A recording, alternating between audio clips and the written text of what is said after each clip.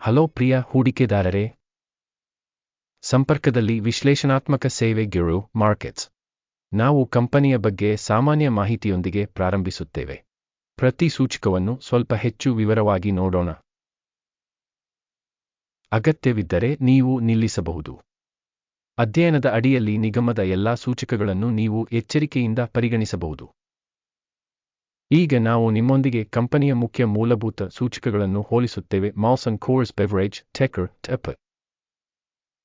ಈ ವಿಮರ್ಶೆಯನ್ನು ಆ ಸಮಯದಲ್ಲಿ ಪ್ರಸ್ತುತ ಮಾಹಿತಿಯನ್ನು ಬಳಸಿಕೊಂಡು ಮಾಡಲಾಗಿದೆ. ಏಪ್ರಿಲ್ 17, 2025. ವರ್ಗೀಕರಣದ ಮೂಲಕ ಗಿರು markets company Molson Coors beverage company ಉಪವರ್ಗಕ್ಕೆ ಸೇರಿದೆ. ನಾರ್ಕೋ 59 ಸಂಸ್ಥೆಗಳು ಹೋಲಿಕೆಯಲ್ಲಿ ಭಾಗವಹಿಸುತ್ತವೆ ಮತ್ತು ಇದು ಬಹಳ ಪ್ರಾತಿನಿಧಿಕವಾಗಿದೆ. ಈ ವಿಡಿಯೋದ ಕೊನೆಯಲ್ಲಿ ಆರ್ಡರ್ ಟೇಬಲ್ ಅನ್ನು ಹುಡುಕಿ. ಪ್ರಶ್ನೆಯಲ್ಲಿರುವ ಕಂಪನಿಯ ಫಲಿತಾಂಶ 10 ರಲ್ಲಿ 7 ಅಂಕಗಳು. ಉಪವರ್ಗಕ್ಕೆ ಸರಾಸರಿ ಫಲಿತಾಂಶ 2.1 ಅಂಕಗಳು. ನೀವು ವಿಶಾಲವಾಗಿ ನೋಡಿದರೆ ಒಟ್ಟಾರೆಯಾಗಿ ಸ್ಟಾಕ್ ಮಾರುಕಟ್ಟೆಯ ಸರಾಸರಿ ಫಲಿತಾಂಶವು 1.8 ಅಂಕಗಳು ಎಂಬುದನ್ನು ಗಮನಿಸಿ. 7 ಅಂಕಗಳ ಸ್ಕೋರ್ ವಿರುದ್ಧ ಮಾಲ್ಸನ್ ಕೋರ್ಸ್ ಬೆವರೇಜ್ ಕಂಪನಿಯ ಷೇರು ಬೆಲೆಯ ಡೈನಾಮಿಕ್ಸ್ ಅನ್ನು ಹೋಲಿಸುವುದು. ಮಾಲ್ಸನ್ ಕೋರ್ಸ್ ಬೆವರೇಜ್ ಮತ್ತು ಉಪವರ್ಗದ ಕಂಪನಿಗಳು. ನಾವು 12 ತಿಂಗಳ ಕಂಪನಿಯ ಷೇರುಗಳನ್ನು ನೋಡುತ್ತೇವೆ. ಮಾಲ್ಸನ್ ಕೋರ್ಸ್ ಬೆವರೇಜ್ -9.3% ಡೈನಾಮಿಕ್ಸ್ ಅನ್ನು ತೋರಿಸಿದೆ. 38.9% ಉಪವರ್ಗದಲ್ಲಿನ ಬೆಲೆ ಬದಲಾವಣೆಗಳಿಗೆ ವಿರುದ್ಧವಾಗಿದೆ. ಇದು ಸ್ಪಷ್ಟವಾಗಿ ಏನನ್ನು ಸೂಚಿಸುವುದಿಲ್ಲ, ಆದರೆ ಈ ಸಂಗತಿಯನ್ನು ಗಮನಿಸುವುದು ಅವಶ್ಯಕ. ಕಂಪನಿಯ ಮಾರುಕಟ್ಟೆ ಬಂಡವಾಳೀಕರಣ. ಮಾಲ್ಸನ್ ಕೋರ್ಸ್ ಬೆವರೇಜ್ ಕಂಪನಿ $11.9 ಬಿಲಿಯನ್ ಆಗಿದೆ.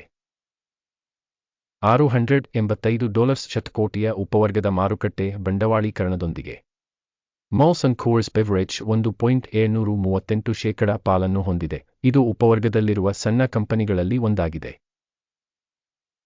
ಕಂಪನಿಯ ಬ್ಯಾಲೆನ್ಸ್ ಶೀಟ್ ಕ್ಯಾಪಿಟಲೈಸೇಷನ್ $12.28 ಬಿಲಿಯನ್ ಎಂದು ಅಂದಾಜಿಸಲಾಗಿದೆ.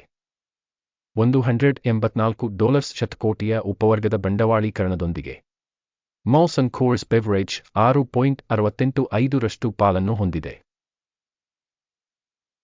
ವಿನಿಮಯ ಮತ್ತು ಪುಸ್ತಕ ಮೌಲ್ಯದ ಆಕ್ರಮಿತ ಷೇರುಗಳನ್ನು ಹೋಲಿಸಿದ ನಂತರ ನಾವು ಈ ಕೆಳಗಿನವುಗಳನ್ನು ನೋಡುತ್ತೇವೆ. ಆಕ್ರಮಿತ ಪಾಲು. ಮಾಲ್ಸನ್ ಕೋರ್ಸ್ ಬೆವರೇಜ್ ಮಾರುಕಟ್ಟೆ ಬಂಡವಾಳೀಕರಣದ ಮೌಲ್ಯಮಾಪನದ ಸಂದರ್ಭದಲ್ಲಿ ಉಪವರ್ಗದಲ್ಲಿ 1.738%. ಪುಸ್ತಕದ ಮೌಲ್ಯವು 6.65%. ಇದು ಮಾರುಕಟ್ಟೆ ಬಂಡವಾಳೀಕರಣದ ಷೇರಿನಲ್ಲಿ 285% ಹೆಚ್ಚಳವಾಗಿದೆ. ಕಂಪನಿಯ ಮಾರುಕಟ್ಟೆಯ ಪಾಲನ್ನು ಮೌಲ್ಯಮಾಪನ ಮಾಡುವುದು ಮತ್ತು ಉಪವರ್ಗದ ಬ್ಯಾಲೆನ್ಸ್ ಶೀಟ್ ಬಂಡವಾಳೀಕರಣ ಒಳ್ಳೆಯದು. 1 ಪಾಯಿಂಟ್. ವಿಶ್ಲೇಷಿಸಿದ ಸಂಸ್ಥೆಯ ಸಾಲಗಳು $6.2 ಶತಕೋಟಿಯಷ್ಟಿವೆ. ಪುಸ್ತಕದ ಮೌಲ್ಯದ ಸಾಲವು ಕಂಪನಿಯ ಈಕ್ವಿಟಿಯ 49%ವನ್ನು ಪ್ರತಿನಿಧಿಸುತ್ತದೆ. ಕಂಪನಿಯ ಹಣಕಾಸಿನ ಜವಾಬ್ದಾರಿಗಳ ಫಲಿತಾಂಶ ಒಳ್ಳೆಯದು. 1 ಪಾಯಿಂಟ್. ಕಂಪನಿಯ ಷೇರು ಮಾರುಕಟ್ಟೆ ಮೌಲ್ಯ ಮತ್ತು ಗಳಿಕೆಯ ಅನುಪಾತವು 10.6 ಆಗಿದೆ. 21.3 ರ ಉಪವರ್ಗದ ಸರಾಸರಿಯು ಉಪವರ್ಗದ ಸರಾಸರಿಗಿಂತ 50% ಕಡಿಮೆಯಾಗಿದೆ. ಉಪವರ್ಗದಲ್ಲಿನ ಕಂಪನಿಗಳಿಗೆ ಹೋಲಿಸಿದರೆ ಲಾಭ ಸೂಚಕಗಳಿಗೆ ಮಾರುಕಟ್ಟೆ ಬೆಲೆಯ ಮೌಲ್ಯಮಾಪನ ತುಂಬಾ ಒಳ್ಳೆಯದು. 2 ಅಂಕಗಳು. ಕಳೆದ 12 ತಿಂಗಳ ಲಾಭ $123 ಮಿಲಿಯನ್. ಮುಂಬರುವ 12 ತಿಂಗಳುಗಳ ಮುಂಗಡ ಗಳಿಕೆಯು ತಾತ್ಕಾಲಿಕವಾಗಿ $360 ಮಿಲಿಯನ್ ಆಗುವ ನಿರೀಕ್ಷೆಯಿದೆ. ಇದು ಪ್ರಸ್ತುತಕ್ಕಿಂತ 21.2% ಹೆಚ್ಚು. ಉಪವರ್ಗಕ್ಕೆ ಹೋಲಿಸಿದರೆ ಭವಿಷ್ಯದ ಲಾಭ ಸೂಚಕದ ಮೌಲ್ಯಮಾಪನ ಒಳ್ಳೆಯದು. 0.5 ಅಂಕಗಳು. ಆದಾಯಕ್ಕೆ ಕಂಪನಿಯ ಬೆಲೆಯ ಸಮತೋಲನ 1. ಉಪವರ್ಗದ ಸರಾಸರಿಯು 3.3 ಮತ್ತು ಉಪವರ್ಗದ ಸರಾಸರಿಗಿಂತ 70% ಕಡಿಮೆಯಾಗಿದೆ. ಉಪವರ್ಗದಲ್ಲಿನ ಕಂಪನಿಗಳ ಸೂಚಕಗಳಿಗೆ ಹೋಲಿಸಿದರೆ ಅದರ ಆದಾಯಕ್ಕೆ ವಿನಿಮಯ ಬೆಲೆಯ ಸೂಚಕಗಳ ಮೌಲ್ಯಮಾಪನ ಒಳ್ಳೆಯದು. 1 ಪಾಯಿಂಟ್. ಕಳೆದ 12 ತಿಂಗಳ ಆದಾಯ $11,630 ಮಿಲಿಯನ್. ಮುಂಬರುವ 12 ತಿಂಗಳುಗಳ ಫಾರ್ವರ್ಡ್ ಆದಾಯ $13,660 ಮಿಲಿಯನ್ ಆಗುವ ನಿರೀಕ್ಷೆಯಿದೆ. ಇದು ಪ್ರಸ್ತುತಕ್ಕಿಂತ 17% ಹೆಚ್ಚು. ಉಪವರ್ಗದಲ್ಲಿನ ಸೂಚಕಗಳೊಂದಿಗೆ ಹೋಲಿಸಿದರೆ ನಿರೀಕ್ಷಿತ ಭವಿಷ್ಯದ ಆದಾಯ ಸೂಚಕಗಳ ಮೌಲ್ಯಮಾಪನ ಒಳ್ಳೆಯದು 0.5 ಅಂಕಗಳು. ಮಾರಾಟದ ಅಂಚು 9.7%, ಉಪವರ್ಗದಲ್ಲಿ ಸರಾಸರಿ 15.4%. ಉಪವರ್ಗದ ಸರಾಸರಿ ಮತ್ತು ಕಂಪನಿಯ ಕಾರ್ಯಕ್ಷಮತೆಯ ನಡುವಿನ ವ್ಯತ್ಯಾಸವು 5.8%. ಉಪವರ್ಗದಲ್ಲಿನ ಕಂಪನಿಗಳ ಸೂಚಕಗಳಿಗೆ ಹೋಲಿಸಿದರೆ ಮಾರಾಟದ ಅಂಚುಗಳ ಮೌಲ್ಯಮಾಪನ ಸಹನೀಯ 0 ಅಂಕಗಳು. ಉಪವರ್ಗದಲ್ಲಿ ಉದ್ಯೋಗಿಗಳ ಸಂಖ್ಯೆಗೆ ಸಂಬಂಧಿಸಿದಂತೆ ಕಂಪನಿಯ ಪಾಲು 4.318%. ಇದು ಮಾರುಕಟ್ಟೆ ಬಂಡವಾಳೀಕರಣದ ಪಾಲುಗಿಂತ 148% ಹೆಚ್ಚು. ಇದು ಕಂಪನಿಯ ಮಾರುಕಟ್ಟೆ ಬೆಲೆಯ ನಡುವಿನ ವ್ಯತ್ಯಾಸವನ್ನು ಪ್ರತಿಬಿಂಬಿಸುತ್ತದೆ, Molson Coors Beverage ಬದಲಿಗೆ ಕಡಿಮೆ ಅಂದಾಜು ಕಡೆಗೆ. ಕಂಪನಿಯ ಪ್ರತಿ ಉದ್ಯೋಗಿಗೆ ಬಂಡವಾಳದ ಮೊತ್ತವು $708,000ಗಳಿಗೆ ಸಮಾನವಾಗಿರುತ್ತದೆ. ಆದರೆ ಉಪವರ್ಗದಲ್ಲಿ $1,760,000. ಉಪವರ್ಗದ ಸರಾಸರಿ ಮತ್ತು ಸಂಸ್ಥೆಯ ಸೂಚಕಗಳ ನಡುವಿನ ವ್ಯತ್ಯಾಸವು 59.8%. ಉಪವರ್ಗದಲ್ಲಿನ ಕಂಪನಿಗಳ ಸೂಚಕಗಳಿಗೆ ಹೋಲಿಸಿದರೆ ಪ್ರತಿ ಉದ್ಯೋಗಿಗೆ ಮಾರುಕಟ್ಟೆ ಬಂಡವಾಳದ ಮೊತ್ತದ ಮೌಲ್ಯಮಾಪನ ಒಳ್ಳೆಯದು 0.5 ಅಂಕಗಳು. ಕಂಪನಿಯ ವೈಯಕ್ತಿಕ ಉದ್ಯೋಗಿಗೆ ಲಾಭದ ಪ್ರಮಾಣ $66,800. ಉಪವರ್ಗಕ್ಕೆ ಸರಾಸರಿ $82,600. ಮತ್ತು ಉಪವರ್ಗದಲ್ಲಿ ಸರಾಸರಿ ಮತ್ತು ಕಂಪನಿಯ ಸೂಚಕಗಳ ನಡುವಿನ ವ್ಯತ್ಯಾಸವು 19%. ಉಪವರ್ಗದಲ್ಲಿನ ಸೂಚಕಗಳಿಗೆ ಹೋಲಿಸಿದರೆ ಪ್ರತಿ ಉದ್ಯೋಗಿಗೆ ಲಾಭದ ಮೌಲ್ಯಮಾಪನ ಸಹನೀಯ 0 ಅಂಕಗಳು. ಪ್ರತಿ ಉದ್ಯೋಗಿಗೆ ಸಂಸ್ಥೆಯ ಆದಾಯ $692,000.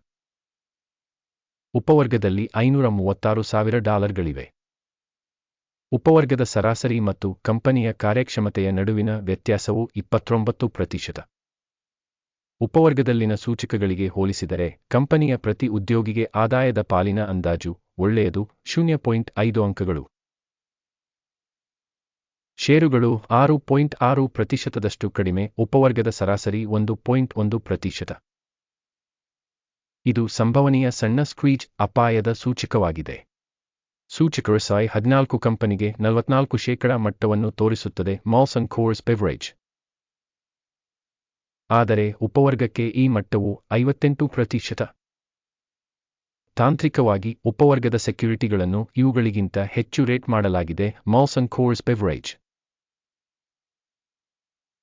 ಕಂಪನಿಯ ಷೇರುಗಳ ನಿಜವಾದ ಮೌಲ್ಯಮಾಪನವು ಸುಮಾರು $58.7 ಆಗಿದೆ. ಕಂಪನಿಯ ಷೇರುಗಳ ಒಮ್ಮತದ ಬೆಲೆ ಅಂದಾಜು $66.84 ಆಗಿದೆ. ಪ್ರಸ್ತುತ ಅಂದಾಜು ಮತ್ತು ಒಮ್ಮತದ ಮುನ್ಸೂಚನೆಯ ಡೈನಾಮಿಕ್ಸ್ ಸರಿಸುಮಾರು 14%. ಆರ್ಡರ್ ಟೇಬಲ್ ಅನ್ನು ನೋಡೋಣ, ಅದು ಎಲ್ಲರಿಗೂ ಲಭ್ಯವಿದೆ, ಅದರ ಲಿಂಕ್ ಪಿನ್ ಮಾಡಿದ ಕಾಮೆಂಟ್ನಲ್ಲಿದೆ. ಆರ್ಡರ್ ಟೇಬಲ್ ಈ ಋತುವಿನಲ್ಲಿ ಮಾಹಿತಿ ಮತ್ತು ಉಲ್ಲೇಖ ಮೌಲ್ಯಮಾಪನ ವ್ಯವಸ್ಥೆಯಿಂದ ಹಿಂದೆ ಮಾಡಿದ ಎಲ್ಲಾ ನಿರ್ಧಾರಗಳನ್ನು ಒಳಗೊಂಡಿದೆ. ಗಿರು ಮಾರ್ಕೆಟ್ಸ್ ಆರ್ಡರ್ ಟೇಬಲ್ಗೆ ಪ್ರವೇಶವು ಸಂಪೂರ್ಣವಾಗಿ ಉಚಿತ ಮತ್ತು ಉಚಿತವಾಗಿದೆ. ಪಿನ್ ಮಾಡಿದ ಕಾಮೆಂಟ್ನಲ್ಲಿ ಲಿಂಕ್. ಕಂಪನಿಯ ಷೇರುಗಳ ಮೌಲ್ಯಮಾಪನವನ್ನು ಆಧರಿಸಿದೆ Molson Coors Beverage. ಸ್ಟಾಕ್ ಮೌಲ್ಯಮಾಪನಕ್ಕಾಗಿ ಮಾಹಿತಿ ಮತ್ತು ಉಲ್ಲೇಖ ವ್ಯವಸ್ಥೆ ಗಿರು ಮಾರ್ಕೆಟ್ಸ್ ಕೆಳಗಿನ ನಿರ್ಧಾರವನ್ನು ಮಾಡಲಾಯಿತು. $58.71 ಬೆಲೆಯಲ್ಲಿ ಖರೀದಿಸಲು ಆದೇಶವನ್ನು ತೆರೆಯಿರಿ. ಕಂಪನಿಯು ತುಲನಾತ್ಮಕವಾಗಿ ಹೆಚ್ಚಿನ ರೇಟಿಂಗ್ ಅನ್ನು ಹೊಂದಿದೆ ಎಂಬ ಕಾರಣದಿಂದಾಗಿ ಆದೇಶವನ್ನು ತೆರೆಯಲಾಗಿದೆ. ಸಂಸ್ಥೆಯನ್ನು ಮೌಲ್ಯಮಾಪನ ವಿಧಾನವನ್ನು ಬಳಸಿಕೊಂಡು ಮೌಲ್ಯಮಾಪನ ಮಾಡಲಾಗಿದೆ. ಅಕಿಮ್ ಸೂಚ್ಯಂಕ ಲಾಭವನ್ನು 63.1ಗೆ ಹೊಂದಿಸಲಾಗಿದೆ. ಸ್ಟಾಪ್ ನಷ್ಟವನ್ನು 54.32ಕ್ಕೆ ನಿಗದಿಪಡಿಸಲಾಗಿದೆ. ಲಾಭ ಅಥವಾ ಸ್ಟಾಪ್ ನಷ್ಟದಿಂದ ಆದೇಶವನ್ನು ಮುಚ್ಚದಿದ್ದಲ್ಲಿ.